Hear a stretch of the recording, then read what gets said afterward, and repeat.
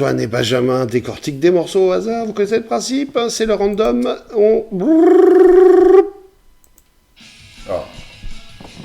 Ah ouais. Les Pixies.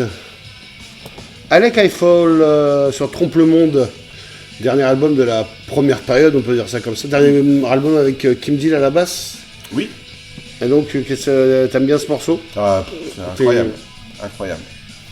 Incroyable single. Oui, c'est un single. Le clip d'ailleurs est très drôle.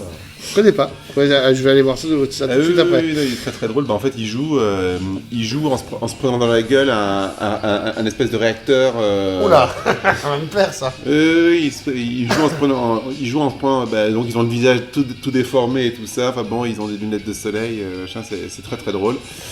Qu'est-ce qu'on peut dire sur l'évolution du groupe, ce qu'apporte cet album par rapport aux énormes cartons parce que celui-là n'est pas il n'est pas rentré dans la postérité, c'est un peu dur de dire ça, mais il est moins connu que Doolittle par exemple, qui reste un chef-d'œuvre. Oui, je vois ce que tu veux dire, mais bon. Justement, est-ce qu'il y a un pas en avant, à part le fait que j'ai l'impression que Frank Black prend le contrôle total des compos? Oui, t'as assez raison. Le principal événement de ce disque-là, c'est l'arrivée, en tant que coproducteur et instrumentiste au clavier, de Eric Drew Feldman, qui est un des anciens collaborateurs de Captain Beefheart, d'ailleurs, dans les années 80.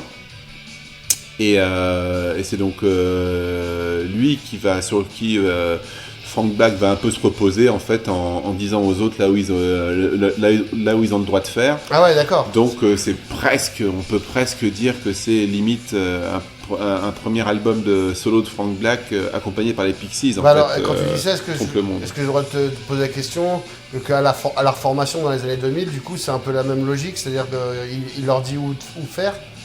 Sachant que Kim Deal leur a claqué la porte et monté les Breeders avec le succès qu'on connaît, bien sûr, mais... Oui. Sauf qu'il fait aussi une carrière solo après Frank Black, je dis pas. Bien sûr. Et d'ailleurs, notamment sur les deux excellents premiers albums solo de Frank Black qui sortent en 93 et 94, c'est un son qui est extrêmement proche de celui de Trompe le Monde. D'ailleurs, je me suis répondu tout seul en entendant le morceau, cette espèce de ligne de clavier est complètement originale et pas du tout présent sur les albums d'avant. Et ça, c'est Rick Drew Feldman qui apporte ça. J'entends ce qu'il apporte du coup. Alors, c'est un single superbe, vraiment les paroles, la chanson, c'est du non-sens total. Il était à l'époque dans cette espèce de logique il parlait des extraterrestres, des machins et tout ça, il était complètement là-dedans. Donc, c'est un fan de science-fiction? Oui, et puis très sur tout ce qui se passe autour de Roswell et tout ça machin, il est. Mais bon, ce qui me fascine chez lui, c'est cette espèce d'écriture complètement loufoque, quoi. Ouais. Vraiment, c'est les chansons. On comptait peut-être I Am the Walrus de Lennon. Un peu, ouais, mais il y a personne n'écrit des trucs pareils, quoi. Moi, je trouve vraiment que c'est un très grand songwriter. Songwriter, mais tu vas dire même parolier? Oui, parce que moi, je connais aussi. Après, disons que tout dépend de ce que tu attends d'un parolier. C'est pas forcément quelqu'un qui t'apporte, qui va te dire des choses importantes sur la vie et sur ta vie. Mais c'est quelqu'un qui a c'est plus une vision du monde, mais une vision du monde loufoque, quoi. Ouais. Il rend la vie et le monde supportable à travers une vision loufoque, quoi. Et c'est ça qui est assez génial, et c'est ça qui est en plus super original dans cette période-là, quoi.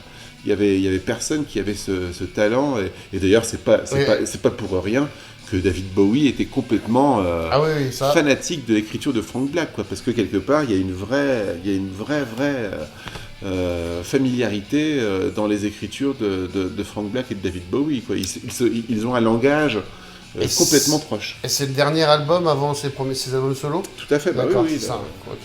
Ouais. Eh ben super, merci mon cher Benjamin. Alec I Fall, c'était les Pixies, troisième morceau de l'album Trompe le Monde. Allez, à plus.